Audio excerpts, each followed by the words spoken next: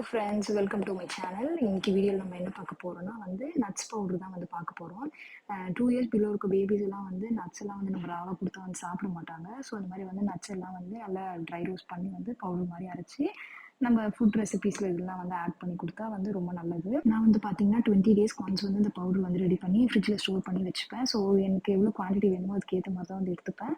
நான் நட்ஸில் பார்த்தீங்கன்னா நம்மக்கிட்ட என்ன நட்ஸ் இருக்கோ அது பாதாம், கேஷ்யூ, கிரவுண்ட்நட், பொட்டுக்கடலை, அப்புறம் மக்கானா, இது 5மே நான் யூஸ் பண்ணியிருக்கேன்.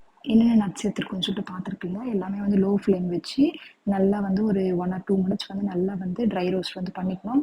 தனித்தனியாக பண்ணி வச்சுக்கணும். ஒரு 15 மினிட்ஸ் நல்லா ஆற விட்டதுக்கப்புறம் மிக்சியில் போட்டு நல்லா கிரைண்ட் பண்ணிக்கணும். இது கிரைண்ட் பண்ணுறப்போ அதிலே கொஞ்சம் ஆயில் மாதிரி வரும். ஸோ நல்லா ஒரு 10 to 15 மினிட்ஸ் நல்லா ஆற வச்சுட்டு ஒரு கண்டெய்னரில் போட்டு ஸ்டோர் பண்ணி வச்சுக்கலாம். இது நியர்லி 1 month வரைக்கும் நம்ம யூஸ் பண்ணிக்கலாம். இந்த வீடியோ உங்களுக்கு யூஸ்ஃபுல்லாக இருக்கும்னு நினைக்கிறேன். இதோட